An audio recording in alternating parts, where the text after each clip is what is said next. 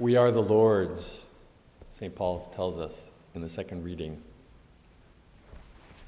When I was a little boy, probably about 4 years old, as a little guy, I went with my mom shopping to Woolco. It would be like a Walmart, big department store.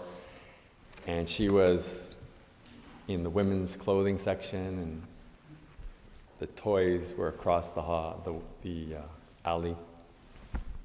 And she wanted to go try something on. So she said, "You stay here and don't go anywhere. I'll be right back." Okay. So she went in, and as soon as she was gone, I looked at the toys were there. And I couldn't resist, so I went across to play with the toys, right? Then, kind of more toys. And when I looked up, I didn't know where I was. It was a big store. Like, "Mom!" crying out. So some lady came up to me and said, she realized I was lost. Says, "Who do you belong to?" "Mommy." Okay, so she took me by the hand and she brought me to the place where they have the announcement, and they say, if somebody's lost a little boy who's got had blonde curly hair at the time, dressed in a blue jumper, he's here at the front, please come and get him. So after a few minutes, of course, my mother showed up, and I'm like, "Mom!" So happy to see her. I belong to Mommy. Who do you belong to? We belong to the Lord.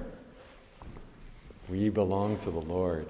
And when they try to describe us, how do they describe us? In today's liturgy, it speaks a lot about forgiveness.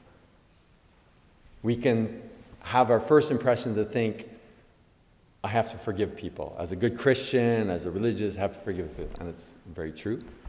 But the very first thing is, the way we should be described is, I am the one who's been forgiven.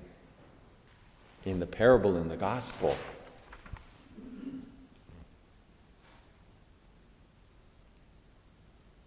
a debtor was brought before him who owed a huge amount. We have owed a huge amount. And the Lord has had compassion and forgiven us. That's what should define us. Have you ever done something to someone you love and you just feel terrible? And you're like, I wish I could take that back. The thing I said, because I was angry, and I wish I could just take it back and it had never happened. But we can't, because it's already been done. And when we receive that forgiveness, there's a feeling, I don't deserve this, but I can't not take it because it's the only way to solve the problem. That's who we are. That's what describes us. We've been forgiven things that we've done or said or thought or haven't done, and there's no way to change it except through God's forgiveness. God, the thing still exists, what we did, but it's almost as if God has filled it in. It's still there, but only as a bump, right, in history. And that's when we experience God's love and through his forgiveness, his compassion. Since he had no way of paying it back, there's no way to take it back. His master, first of all, he says, "Be patient with me." Moved with compassion, the master of that servant let him go and forgave him the loan. We've been forgiven. Who are you? I'm the one who's been forgiven. And when we've experienced God's forgiveness in that way, we can't help but to want to forgive others. Because ours is so big, and what someone's done to me, yeah, it hurt me, it's annoying, but when I compare it to that, I can't not forgive. And that's how it has to describe us. Who do you belong to? The Lord. And how do you describe you? Not with curly yellow hair and blue jumper suit.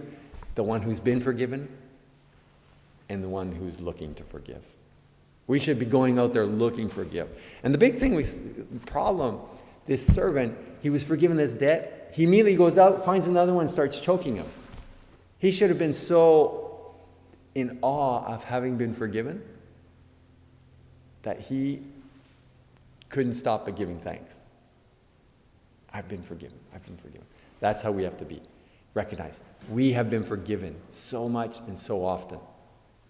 And the Lord delights in forgiving us because he knows we need it. So we need to learn to delight in forgiving others.